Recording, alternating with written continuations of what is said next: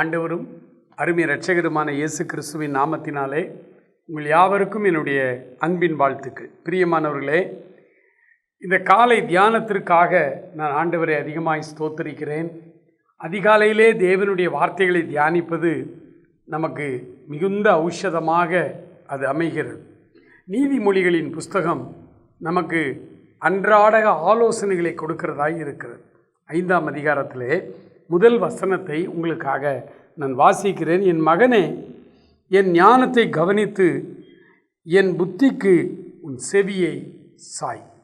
இந்த செவி கொடுத்தல், காதுள்ளவன் கேட்க கடவன், செவி கொடுக்கிறவன் பாக்கியவான், இப்படிப்பட்ட வார்த்தைகள் வேதாகமத்தில் அடிக்கடி நம்ம பார்க்கிறோம். அதற்கு என்ன பொருள் என்றால், சொல்லப்படுகிற வார்த்தைகளுக்கு கீழ்ப்படுகிறவன் எவனோ அவன்தான் காது உள்ளவன். நான் ஆரம்பத்தில் பைபிள் படிக்கும் பொழுது எனக்கு இந்த சந்தேகம் வரும். வெளிப்படுத்தின விசேஷத்தில் ஆசியாவில் உள்ள 7 சபைகளுக்கு செய்தியை சொல்லும் பொழுது ஒவ்வொரு செய்தியின் முடிவிலும் ஆண்டவர் சொல்லுகிறார், காதுள்ளவன் கேட்க கடவன். அப்போ நான் யோசிப்பேன், ஒருவேளை காது இல்லாதவர்கள் நிறைய பேர் இருக்காங்களோன்னு. இல்லை, காது உள்ளவன் கேட்க கடவன் என்றால் என்ன பொருள்? யாரெல்லாம் கேட்கிற வார்த்தைகளுக்கு கீழ்ப்படிந்து நடக்கிறார்களோ அவர்கள்தான் காது உள்ளவர்கள். ஆகவே இவர் சொல்லுகிறார், என் மகனே, என் ஞானத்தை கவனித்து என் புத்திக்கு உன் செவியை சாய். அதாவது நான் சொல்லுகிற புத்திமதியை கேட்டு கீழ்ப்படிந்து நடந்து கொள். ஏனென்றால் கிறிஸ்தவ வாழ்விலே நமக்கு மிக முக்கியமானது நம்முடைய பர்சனல் கேரக்டர் அண்ட் கான்டக்ட், நம்முடைய தனிப்பட்ட ஒழுக்கம் ரொம்ப ரொம்ப ரொம்ப முக்கியமானது. இந்த தனிப்பட்ட ஒழுக்கம் இல்லாமலே ஒரு மனிதன் ஊழியக்காரனாக இருக்கலாமா? இருக்கிறார்கள் நிறைய பேர். ஆனால் நமக்கு அது தேவையில்லை. நீதிமொழிகளில் ஆரம்பத்திலிருந்தே அந்த 2 வாழ்க்கையும் அதில் இருக்கக்கூடிய பிரச்சனைகளையும் சொல்லிக்கொண்டே வருவார். உலக பிரகாரமாய் வாழ்ந்தார். அதில் சொல்கிறாரு, 5ஆம் அதிகாரத்தில் முதல் 10 வசனங்களுக்குள்ளேயே அவர் சொல்கிறாரு, உன்னுடைய வாழ்க்கை, உன்னுடைய பர்சனல் ஒழுக்கம் ரொம்ப கவனமாக இருக்கணும். நீ அவள் பின்னால் போகாதே. அவளுடைய நடைகள் மாறி மாறி விகாரப்படும். இன்றைக்கு ஒன்று சொல்வார்கள், நாளைக்கு ஒன்று சொல்வார்கள். இன்றைக்கு சொல்வதை மறந்து விடுவார்கள், நாளைக்கு ஒன்று சொல்வார்கள்.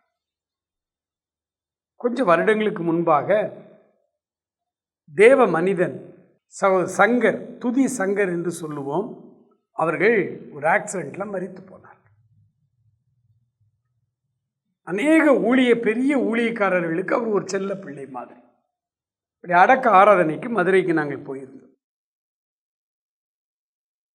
அந்த மாதம் ஒரு பத்திரிகை, அவருடைய நண்பர், அவரை விட மூத்தவர், தம்பி தம்பி என்று பாசமாய் சங்கர் பிரதரை அழைக்கிறவர், அவர் அந்த அடக்காராதனைக்கு வர முடியவில்லை, வெளிநாட்டிலே ஊழிய. ஆகவே அவர் அந்த புஸ்தகத்திலே அவருக்கு ஒரு இறுதி அஞ்சலி எழுதினார். எழுதும் பொழுது முதல் பக்கத்தில் அவர் பரலோகத்திற்கு சென்றதாய் மகிழ்ச்சியோடு எழுதுகிறார். ஒரு 15வது பக்கத்துக்கு வரும் பொழுது மறுபடியும் அவருடைய மரணத்தை சந்தேக மரணமாய், அதாவது ஏன் ஆண்டவர் இப்படி அவரை சின்ன வயதிலே எடுத்துக்கொண்டார் என்று அவர் உள்ளம் கலங்குவதாக மாறி மாறி பேசுகிறார். அதை ஆண்டவர் அறிவிருக்கிறார். ஆண்டவருடைய சமூகத்தில் ஜெபிப்போம். ஆண்டவரே, உடைய புத்தியை கவனித்து கேட்க, இந்த நாள் முழுவதும் ஒழுக்கத்தோடு நடந்து கொள்ள, என்னுடைய புற வாழ்க்கையில் என்னுடைய பர்சனல் கேரக்டர் கான்டக்ட் மாறி மாறி விகாரப்படாமல் ஒரே பாதையிலே, ஒரே கொள்கையிலே உம்மை பின்பற்றி செல்ல உதவி செய்.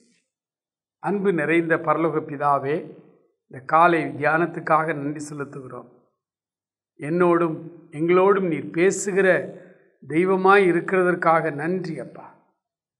ஆண்டவரே, நீர் எங்களுடைய பர்சனல் லைஃப்பை ஆழமாய் பார்க்கிறீர் என்கிறது எங்களுக்கு மகிழ்ச்சி அளிக்கிற ஒரு காரியம் அப்பா. என் ஆண்டவர் என்னை பார்த்து கொண்டே இருக்கிறார். என் ஆண்டவர் என்னை கவனித்து கொண்டே இருக்கிறார். நான் எந்த இடத்திலும் அவருக்கு பாத்திரமாய் நடந்து கொள்ள வேண்டும் என்று மகிழ்ச்சியோடு நாங்கள் உம்மை பின்பற்றுகிறோம். இந்த நாள் முழுவதும் எங்களுக்கு ஆசீர்வாதமாக இருக்கட்டும். எங்கள் நடைகள் மாறி மாறி வித்தியாசப்படாமல் ஒரே போல ஒன்றையே சிந்தித்து நாங்கள் உம்மை பின்பற்ற உதவி செய்யும். இயேசு கிறிஸ்துவின் நாமத்தில் ஜெபிக்கிறோம் பிதாவே. ஆமென்.